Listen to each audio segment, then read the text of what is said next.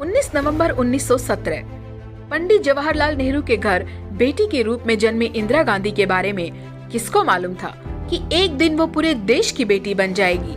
लेकिन इसकी झलक बचपन में ही नजर आ गई थी। महात्मा गांधी के विचारों की छाया तले बड़ी हो रही इंदिरा गांधी ने बचपन में ही बाल चरखा संघ की स्थापना की, तो बाद में अपने बाल मित्रों की वानर सेना बनाकर आजादी के आंदोलन में सक्रिय भाग लेना शुरू कर दिया था, जिसके बाद 1942 में उनको जेल भी जाना पड़ा। 1947 में जब देश दंगों की चपेट में था, तो इंदिरा गांधी ने महात्मा गांधी जी के मार्गदर्शन में दंगा प्रभावित क्षेत्रों में काम किया।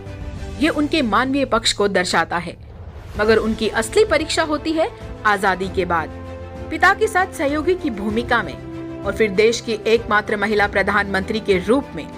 और इंदिरा गांधी ने दोनों ही भूमिकाओं का सफलतापूर्वक निर्वहन किया। जब 1964 में नेहरू जी की मृत्यु हुई, तो पार्टी के तत्कालीन लोगों को महसूस हुआ कि इंदिरा गांधी को सरकार का हिस्सा होना चाहिए, और यहीं से राजनीति में उनका शासकीय सफर शुरू हुआ।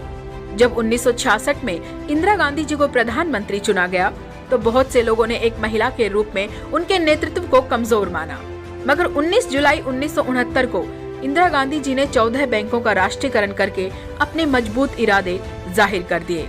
और ये राष्ट्रीयकरण किया गया हरित क्रांति को मजबूत करने के लिए, जिससे फिर आगे चलकर हमारे किसान समृद्ध हुए, बैंक गांव के दरवाजे पहुंचे और लोगों को आसानी से पैसा मिलने लगा। इतना ही नहीं, इस क्रांतिकारी फैसले के 2 साल बाद 1971 में बांग्लादेश के मुक्ति संग्राम में इंदिरा गांधी ने दुनिया का भूगोल बदलकर बता दिया कि वो मजबूत भारत का इरादा लेकर आई हैं।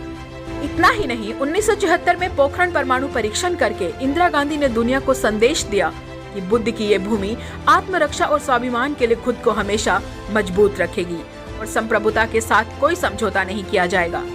जब दुनिया हैरत में थी, तो 1984 में ऑपरेशन मेघदूत के जरिए सियाचिन पर कब्जा करके भारत ने उस संप्रभुता का संदेश भी दे दिया।